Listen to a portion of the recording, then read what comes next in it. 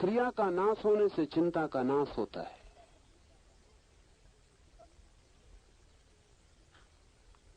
और चिंता का नाश होने से वासना का नाश होता है।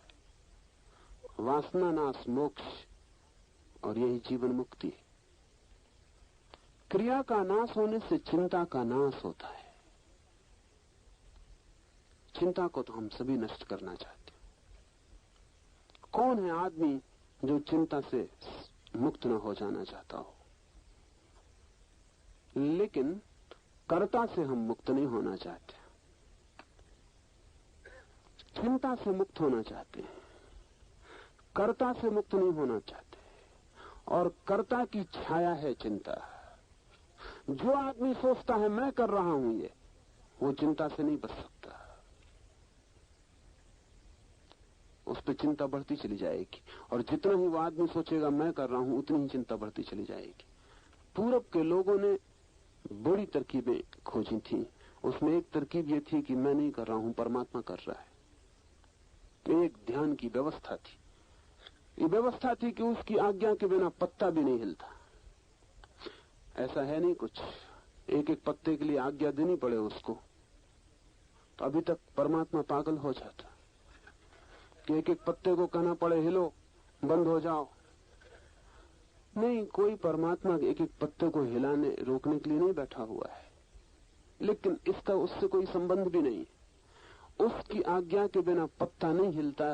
ये तो ध्यान की एक व्यवस्था थी, एक उपाय था।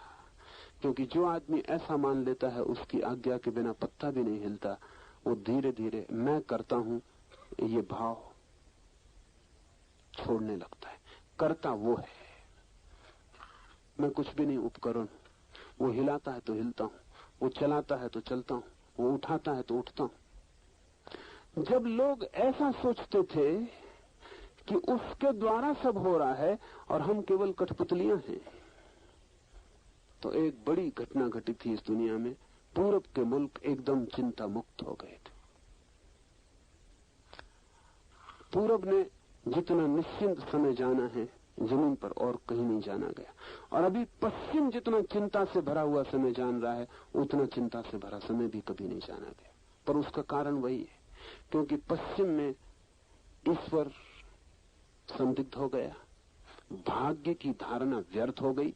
मैं नहीं कहता कि भाग्य की धारणा सही है, लेकिन भाग्य की जो उपाय व्यवस्था थी कि भाग्य सब कर रहा है तो फिर हम करता नहीं रह जाते, वो समाप्त हो गया। पश्चिम में न कोई ईश्वर बचा, न कोई भाग्य बचा, न कोई नियति बची। सारा जुम्मा आदमी पे पड़ गया, मैं कर रहा हूं, तो जो भी कर रहा हूं मैं कर रहा हूं, क्योंकि इसको हटाने के लिए कोई जगह न रही। ईश्वर हो या न हो, इससे अंतर नहीं पड़ता। लेकिन अगर आप अपने कर्तव्य को ईश्वर पे छोड़ सके, न हो तो भी आप पर तो परिणाम शुरू हो जाता है कि आप निश्चिंत हो जाते। पश्चिम में चिंता घनी हो गई है। अमेरिका के मनोवैज्ञानिक कहते हैं कि 4 आदमियों में 3 आदमी मानसिक रूप से रुग्ण हैं। 4 आदमियों में 3 आदमी। ये चौथा आदमी भी कितनी देर तक इन 3 के बीच बचेगा? ये 3 सब उपाय कर रहे हैं उसको भी डुबा देने के।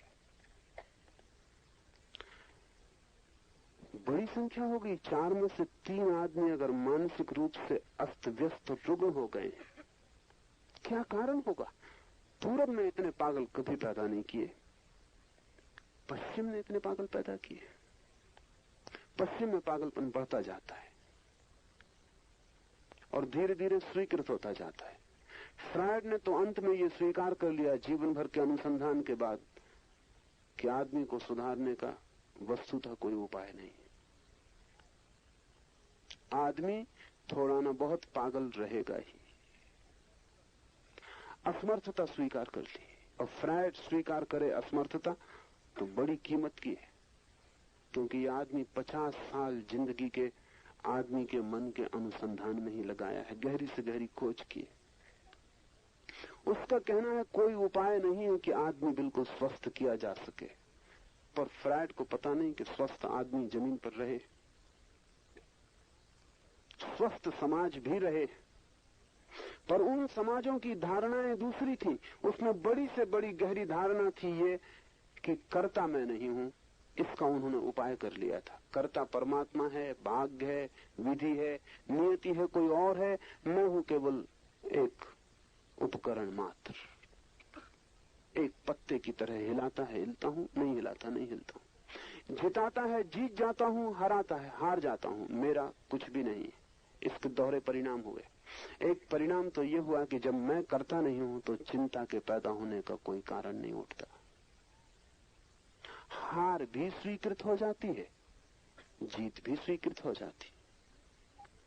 तो जीत भी मेरी नहीं है तो जीत से भी अहंकार निर्मित नहीं होता, और हार भी मेरी नहीं है तो रात की नींद भी नष्ट नहीं होती, चिंता भी नहीं पकड़ती, मन में व्यथा भी नहीं आती। और भी बड़े मजे की बात है, कोई दूसरा आदमी जीत जाए तो ईर्ष्या भी नहीं पकड़ती, क्योंकि वो आदमी जीत गया, इससे कुछ बड़ा नहीं हो गया है, परमात्मा की मर्जी। उस आदमी का बड़प्पन नहीं है कुछ कि जीत गया और हम हार गए तो हम कुछ छोटे हैं, परमात्मा की मर्जी। एक बड़ी शांत मानसिक अवस्था पैदा हो सकती है अगर कर्ता का भाव छूट जाए। जरूरी नहीं है कि आप परमात्मा को माने तो ही छूटे। बुद्ध ने बिना परमात्मा को माने छोड़ दिया, थोड़ा कठिन है। महावीर ने बिना परमात्मा को माने छोड़ दिया, थोड़ा कठिन है। अगर बिना परमात्मा को माने छोड़ना हो तो फिर आपको साक्षी भाव को गहरा करना पड़े। सिर्फ देखने वाले रह जाएं, जो भी हो रहा है देखने वाले रह जाएं। हार हो तो देखें कि मैं देख रहा हूं हार हो गई, और जीत हो तो देखें कि देख रहा हूं कि जीत हो गई। न तो मैं हारता हूं और न मैं जीतता हूं, मैं केवल देखता हूं। सुबह आती है तो देख लेता हूं सुबह आ गई, सांझ होती है तो देख लेता हूं सांझ हो गई, रात का अंधेरा गिरता है तो मान लेता हूं कि अंधेरा गिर गया, सूरज निकलता है प्रकाश हो जाता है तो जान लेता हूं कि प्रकाश हो गया। मैं अपनी ही जगह देखने वाला बना रहता हूं, चाहे रात हो और चाहे दिन, चाहे सुख हो चाहे दुख, चाहे हार चाहे जीत। तब फिर साक्षी में कोई ठहर जाए तो कर्ता विलीन हो जाता है, क्रिया आपकी नहीं रह जाती। क्रिया के केंद्र आप नहीं रह जाते, आप दृष्टि, दर्शन, ज्ञान के केंद्र हो जाते। क्रिया आसपास प्रकृति में होती रहती है। महावीर कहते हैं पेट को भूख लगती है मैं देखता हूं, पैर में कांटा चुभता है, पीड़ा होती है पैर को, मैं देखता हूं। शरीर रुग्ण होता है, बीमारी आती है, मैं देखता हूं। मरते वक्त भी महावीर देखते रहेंगे कि शरीर मर रहा है। आप नहीं देख पाएंगे कि शरीर मर रहा है, आपको लगेगा मैं मर रहा हूं। जीवन भर का अभ्यास, जब सब क्रियाएं आपने की तो मौत भी आपको ही करनी पड़ेगी। जब सभी कुछ आपने किया तो फिर मृत्यु आप किस पर छोड़ेंगे? जिसने जीवन को छोड़ दिया वो मृत्यु को भी छोड़ देता है, और जो जीवन को देखता रहा कि मैं साक्षी हूं, वो मृत्यु को भी देख लेता है कि मैं साक्षी हूं। क्रिया का नाश हो जाए अर्थात कर्ता खो जाए तो चिंता का नाश हो जाता है। इससे भी गहरी बात दूसरी है, और चिंता का नाश होने से वासना का नाश होता है। ये सूत्र लगता है कि जैसे कुछ भूल हो गई। निरंतर शास्त्रों में कहा है वासना का नाश हो तो चिंता का नाश होता है, और यही आपने सुना भी होगा कि अगर वासना न रहे तो चिंता नहीं रह जाती। ये सूत्र बिल्कुल उल्टी बात कह रहा है। ये सूत्र कहता है चिंता का नाश हो जाए तो वासना का नाश होता है, क्रिया का नाश हो तो चिंता का नाश होता है, और चिंता का नाश हो तो वासना का नाश होता है। क्यों? कभी आपने ख्याल किया कि जब आप ज्यादा चिंतित होते हैं तो ज्यादा वासनाग्रस्त होते हैं? जब मन में ज्यादा परेशानी होती है तो काम वासना ज्यादा पकड़ती है, क्योंकि मन की परेशानी भी काम वासना के साथ बाहर निकल जाती है, हल्का हो जाता है। जब चित्त क्रोध में होता है तब भी काम वासना ज्यादा पकड़ती है। चित्त प्रफुल्लित हो, आनंदित हो, काम वासना कम पकड़ेगी। अगर चित्त बिल्कुल आनंद में रहे, काम वासना पकड़ेगी ही नहीं। इसके कारण है, जब चित्त में कोई भी चीज तनाव की एक सीमा के बाहर पहुंच जाती है, तो जो काम केंद्र है वो सेफ्टी वाल्व की तरह काम करता है। वो है ही सेफ्टी वाल्व। जब आपकी चिंता बहुत हो जाती है, उसको सहना मुश्किल हो जाता है, और इतनी शक्ति आप में दौड़ने लगती है कि उतनी शक्ति आपको बेचैन करने लगती है, तो शरीर उस शक्ति को बाहर फेंकने का उपाय खोज लेता है। काम केंद्र सेफ्टी वाल्व है। तो जहां भी शक्ति का काम करना हो, वहां सेफ्टी वाल्व लगाने पड़ते हैं। प्रकृति ने भी लगाया हुआ है। अगर आप स्टोव गर्म कर रहे हैं, तो उसमें भी इंतजाम करना पड़ता है कि अगर आप ज्यादा हवा भर दें,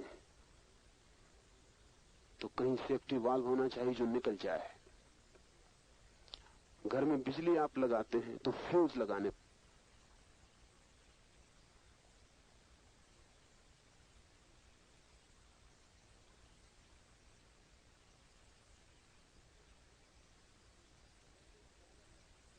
जैसे ही ज्यादा शक्ति खींचने की स्थिति बनेगी, फ्यूज टूट जाएगा और शक्ति निष्कासित हो जाएगी, आप बच जाएंगे।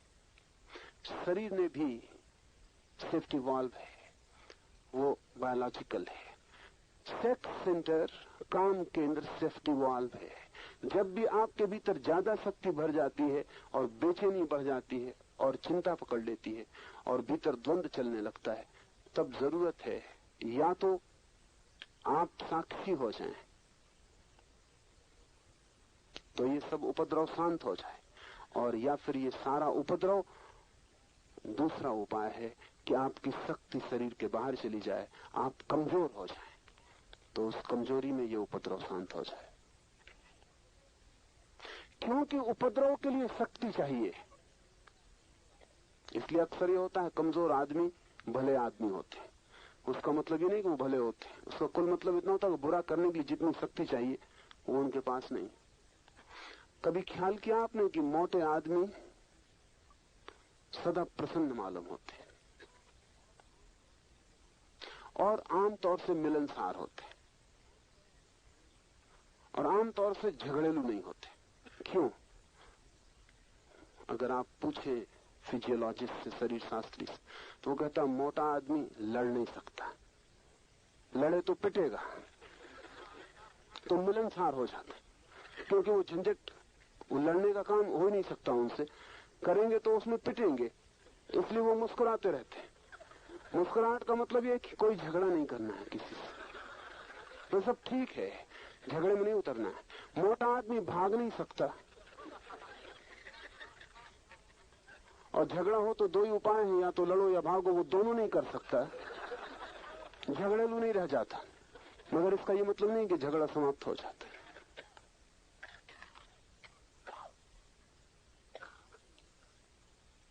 आदमी की सारी व्यवस्थाएं हैं भीतर, उनके प्रति होश से भरना उपयोगी है। तो जब भी आप चिंता से भरते हैं, दुख से, पीड़ा से, तो आपके चित्त में वासना का उदय होगा।